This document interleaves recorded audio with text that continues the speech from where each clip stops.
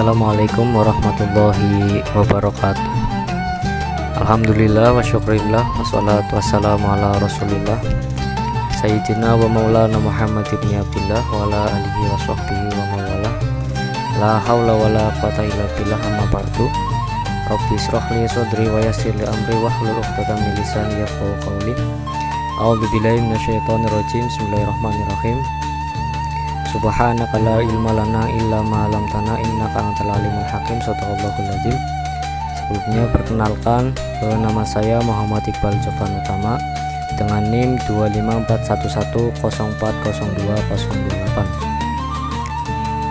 dari kelas 2 PAIA. Adapun tujuan saya membuat video ini adalah untuk memenuhi ujian akhir semester mata kuliah Qawaid Fiqhiyah. Adapun dalam video ini saya akan membahas 3 poin penting. Yang pertama yaitu pengertian Qawaid Fiqhiyah, yang kedua sejarah dan perkembangan Qawaid Fiqhiyah, yang ketiga 5 kaidah pokok Qawaid Fiqhiyah. Pertama, pengertian dari Qawaid Fiqhiyah. Adapun dari versi ulama usul fikih dan nahwu, kaidah adalah hukum qauli yang sesuai dengan seluruh bagian-bagiannya untuk mengetahui hukum setiap bagian berdasarkan hukum qauli tersebut. Contohnya yaitu ketika umat menunjukkan makna wajib jika tidak ada qarinah atau indikator petunjuk yang mengarahkan pada makna selainnya. Definisi ini mengarah pada pengertian kaidah sebagai tobit yang berarti patokan, norma atau kaidah. Yang kedua yaitu versi menurut ulama fikih. Kaidah adalah hukum mayoritas yang bersesuaian dengan mayoritas bagian-bagiannya. Untuk mengetahui hukum bagian-bagian tersebut berdasarkan hukum mayoritas ini. Definisi ini bisa disingkat menjadi dasar-dasar hukum. Adapun definisi di atas mengacu pada kaidah fikih yang mencakup setiap masalah fikih dalam bentuk hukum yang bersifat umum. Jadi setiap kaidah fikih mencakup permasalahan yang banyak, baik permasalahan yang sudah ada maupun permasalahan yang akan muncul pada waktu kapanpun. Secara global, definisi kaidah menurut ulama fikih atau fuqaha adalah hukum mayoritas yang sesuai dengan dasar fikih qauliyah dalam bentuk teks undang-undang yang diringkas yang memuat hukum tasyri' secara umum terhadap peristiwa-peristiwa yang menjadi objeknya. Dua definisi di atas mempunyai sedikit perbedaan, yaitu usuliyah dan ahli nahwu. Berpatokan pada kaidah merupakan hukum qauli yang mencakup bagian-bagiannya tanpa terkecuali. Sedangkan para fuqaha mendefinisikan kaidah sebagai kumpulan hukum yang mayoritas sesuai dengan bagian-bagiannya. Tidak ada kontradiksi di antara dua definisi di atas karena menurut ulama fuqaha atau ulama ahli fikih sebagaimana usuluyin dan ahli nahwu, kaidah di sini juga bermakna qauli, yaitu mencakup seluruh bagian-bagiannya. Namun fuqaha menyatakan ada sebagian furu' atau cabang yang keluar dari cakupan kaidah disebabkan atas dasar athar, adanya darurat, qayd atau batasan atau elat sebab yang menunjukkan furu' tersebut dikecualikan dari kaidah. Oleh karena itu, kaidah di sini tidak bersifat mencakup seluruh bagian-bagiannya, akan tetapi mencakup mayoritas bagian. Sebagai perbandingan, beberapa definisi yang diajukan ulama lain. Yang pertama yaitu Wahbah Zulaini. Definisi qawaid fikih adalah kaidah yang mengetahui hukum-hukum juz'iyah yang menjadi objek kajiannya yang bersifat qat'i atau keniscayaan maupun zonni atau dugaan. Yang kedua, Abdullah bin Sa'id Al-Lujaji. Definisi kaidah fikih adalah komplikasi peraturan atau qanun yang menunjukkan untuk mengetahui hukum dari peristiwa-peristiwa baru yang tidak ada keterangan hukumnya di dalam nas Al-Quran maupun ijma'. Yang ketiga, menurut Imam Tajuddin As-Subhi, qawaid fikih adalah perkara qauli yang mencakup persesuaian dengan juz'iyah yang banyak, sehingga dari sini kita bisa mengetahui hukum-hukum juz'iyah tersebut. Atau yang terakhir, menurut Abdul Mujib, Kaidah fikih merupakan kaidah-kaidah qauli yang mengelompokkan masalah fikih yang terperinci menjadi beberapa kelompok dengan cara menggolongkan masalah yang serupa di bawah satu kaidah tertentu. Sedangkan perbedaan kaidah fikih dengan dzabit fikih adalah kaidah fikih yang mengumpul furu' dari berbagai bab yang berbeda-beda, sedangkan dzabit fikih mengumpulkan furu' dari satu bab saja. Yang selanjutnya yaitu sejarah perkembangan qawaid fikih. Menurut Mustafa Al-Zarqa, perkembangan ilmu fikih mengalami 7 periode. Yang pertama periode kenabian, yang kedua periode Khulafa Ur-Rasyidin sampai pertengahan abad ke-1 Hijriah, yang ketiga periode pertengahan abad ke-1 Hijriah sampai dengan permulaan abad ke-2 Hijriah, yang keempat periode permulaan abad ke-2 sampai pertengahan abad ke-4, yang kelima periode pertengahan abad ke-4 sampai pertengahan abad ke-7, yang keenam periode pertengahan abad ke-7 sampai tahun 1283, yang ketujuh atau yang terakhir periode tahun 1283 Hijriah sampai masa sekarang, yakni masa Mustafa Ahmad Al-Zarqa. Mun'im Sirri dalam sejarah fikih Islam membagi periode perkembangan fikih menjadi 6 periode.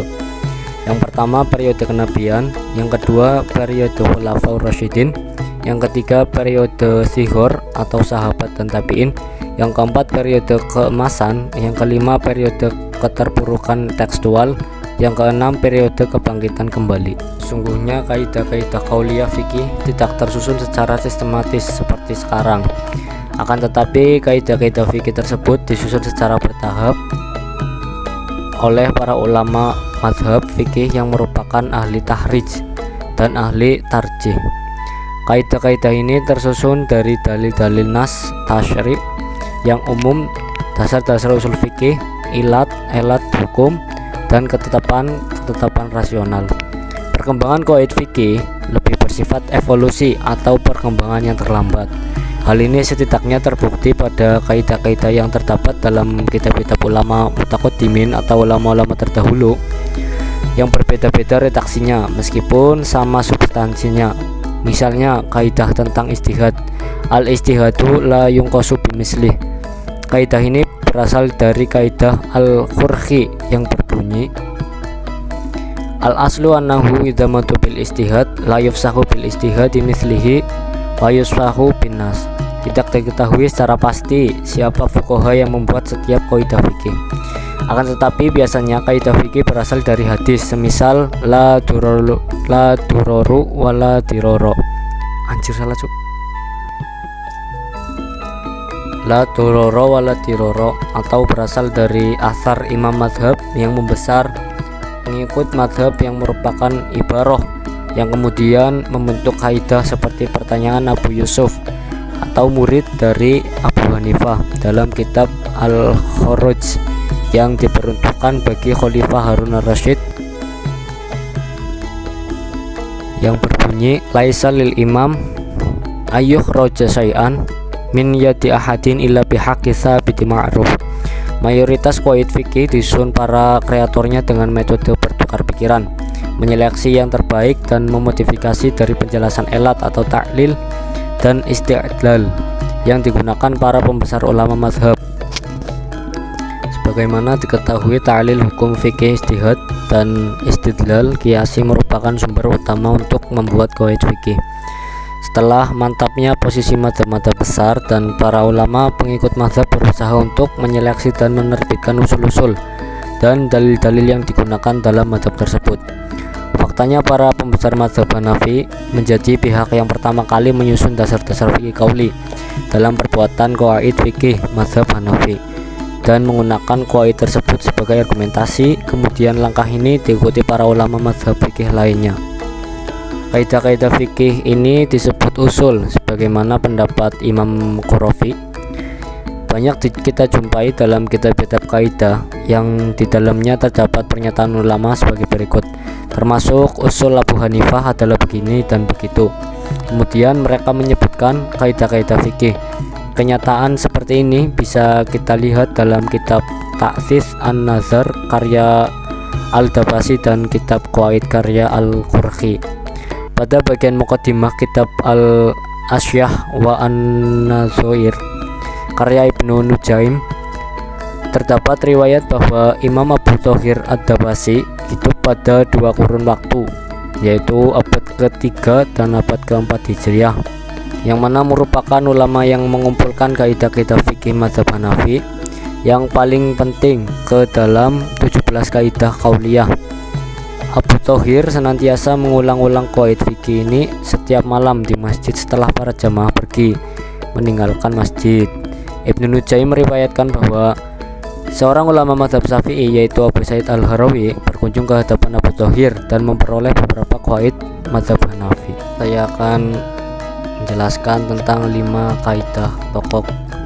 Yang pertama yaitu al-umur bil maqasid. Adapun sumber referensi dari kaidah tersebut yaitu terdapat dalam surat Al-Imran juz 2 ayat 14 yang berbunyi a'udzubillahi minasyaitonirrajim bismillahirrahmanirrahim. Wa may yurid tsawabad dunya nu'tihi minha wa may yurid tsawabal akhirah nu'tihi minha. Artinya, barang siapa yang menghendaki pahala dunia, niscaya kami berikan kepadanya pahala dunia itu, dan barang siapa yang menghendaki pahala akhirat, kami berikan pula kepadanya pahala akhirat tersebut. Yang kedua yaitu referensi dari hadis Rasulullah SAW yang berbunyi innamal a'malu binniyat wa innama kulli imri'in ma nawa. Faman kanat hijratuhu ilallah wa rasulih fa hijratuhu ilallahi wa rasulih. Wa man kanat hijratuhu lidunya yusibuha aw imra'atin yunkihaha fa hijratuhu ila ma hajaru ilaihi. Muttafaqun alaih. Yang artinya sesungguhnya setiap perbuatan itu tergantung pada niatnya, dan sesungguhnya bagi setiap orang hanya memperoleh apa yang diniatkannya. Barang siapa yang hijrahnya kepada Allah dan Rasulnya, maka pahala hijrahnya tergantung pada Allah dan Rasulnya. Dan barang siapa yang hijrahnya kepada dunia yang diperoleh atau kepada wanita yang dinikahi, maka pahala hijrahnya tergantung pada apa yang dihijrahkan. Muttafaqun alaih. Selanjutnya tujuan dari niat. Adapun tujuan utama niat adalah membedakan ibadah dari adat kebiasaan serta membedakan setiap tingkatan-tingkatan ibadahnya. Misal, apakah mengguyurkan air dengan niat menyegarkan diri atau wudhu? Apakah mandi dengan niat membersihkan diri atau mandi wajib? Apakah tidak makan dengan niat diet atau puasa sunnah? Apakah memberi harta kepada orang lain dengan niat hibah atau zakat? Menyembelih binatang dengan niat dikonsumsi sendiri atau kurban. Dalam konteks inilah niat disyariatkan untuk membedakan antara tujuan ibadah dengan tujuan non-ibadah. Di sisi lain, niat disyariatkan untuk membedakan tingkatan ibadah. Misalnya, apakah mandi sunnah atau mandi wajib? Apakah sholat ada atau qodok? Apakah puasa sunnah atau puasa untuk kifarat sumpah? Apakah tayamum untuk bersuci dari hadas kecil atau hadas besar? Kaidah yang kedua yaitu al-yaqinu la yusalu bisak. Adapun dasar kaidah yaitu terdapat dalam 2 hadis Rasulullah yang menjadi dasar kaidah ini, yang berbunyi idza wajada ahadukum fi batnihi syai'a faskala alaihi akhraja minhu syai'un amla la yakhrajanna minal masjidi hatta yasma'a sautan aw yajid rihan. Rawahu Imam Muslim. Yang artinya ketika seseorang merasakan sesuatu di perutnya lalu dia ragu-ragu apakah keluar sesuatu dari perutnya atau kentut ataukah tidak, maka jangan sampai dia keluar dari sholatnya hingga dia mendengar suara atau mencium baunya. Hadis riwayat Muslim. Yang selanjutnya, idza syakka ahadukum fi sholatihi falam yadrikam sholat aslasa am au arba'a fayatriha syakka wal yaqina ala mastaqoina. Rawahu Imam Muslim. Artinya ketika seseorang sedang sholat lalu dia mengetahui beberapa rakaat yang sudah dia kerjakan, apakah 3 ataukah 4, maka hendaknya dia menghilangkan keraguan dan meneruskan sholatnya berdasarkan apa yang diyakini. Hadis riwayat Muslim. Jenis-jenis ragu. Ragu terbagi menjadi 3 jenis. Yang pertama, ragu-ragu yang berasal dari sesuatu yang pada dasarnya haram. Contohnya, seseorang menemukan daging di daerah Bali yang ditempatkan umat Muslim dan umat Hindu, maka dia tidak halal makan daging tersebut hingga mengetahui atau meyakini bahwa daging itu merupakan sembelihan dari orang Muslim, karena sebelum mengetahui hal itu, daging tersebut dihukumi haram. Yang kedua, ragu yang berasal dari sesuatu yang pada dasarnya mubah. Contohnya, seseorang menemukan air yang berubah. Adapun perubahan air tersebut bisa jadi disebabkan oleh benda najis atau disebabkan terlalu lama menggenang, maka itu dibolehkan bersuci dengan menggunakan air tersebut berdasarkan kaidah hukum asal air adalah suci. Yang ketiga, ragu-ragu yang berasal dari sesuatu yang pada dasarnya belum diketahui hukumnya. Contohnya, berjual beli dengan orang yang mayoritas hartanya berstatus haram, namun tidak benar-benar jelas bahwa yang digunakan saat itu adalah hartanya yang haram, maka tidak haram berjual beli dengan orang tersebut, karena masih ada kemungkinan harta yang digunakan adalah harta yang halal dan tidak nyatanya haram.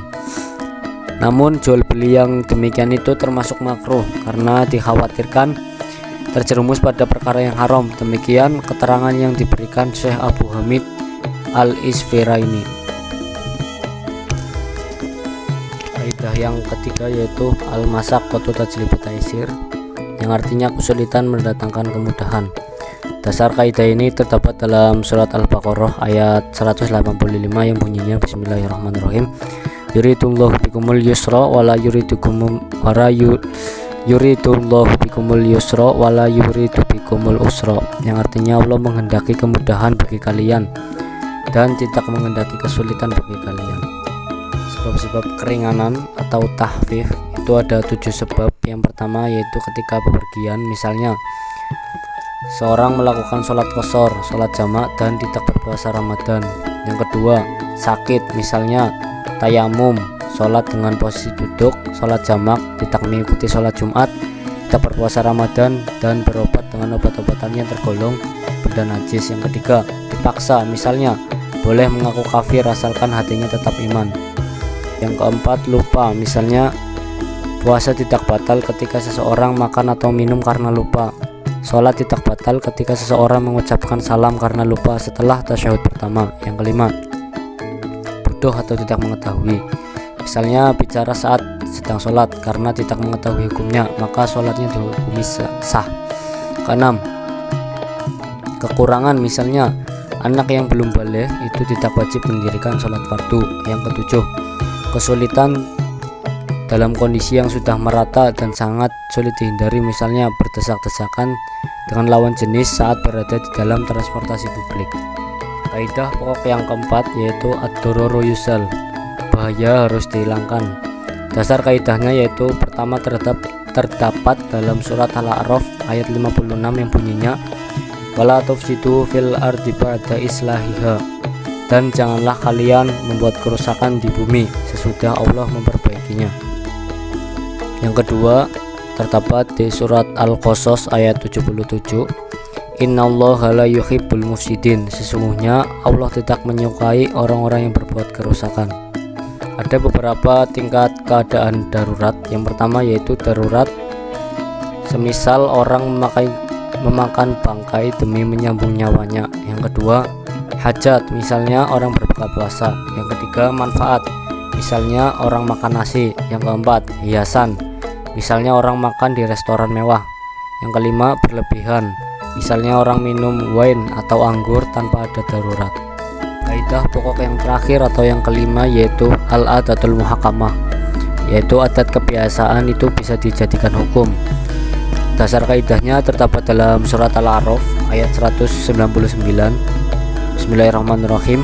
Hudil afwa wa'mur bil urfi wa'rid anil jahilin, yang artinya jadilah orang-orang pemaaf dan perintahkan adat kebiasaan yang baik atau urf, serta berpalinglah dari orang-orang yang bodoh. Yang kedua terdapat dalam surat An-Nisa ayat 19, wa'athiruhunna bil ma'ruf, dan pergaulilah mereka para istri kalian dengan ma'ruf. Syarat adat atau kebiasaan dapat dijadikan landasan hukum dengan beberapa syarat, antara lain yang pertama yaitu tidak ada perbedaan pendapat terkait adat kebiasaan atau adat kebiasaan tersebut dilakukan oleh masyarakat pada umumnya. Misalnya, masyarakat Indonesia sepakat untuk berinteraksi dengan memakai mata uang rupiah. Yang kedua, adat kebiasaan tidak bertentangan dengan nas atau syariat Islam, misalnya budaya sesajen atau larung.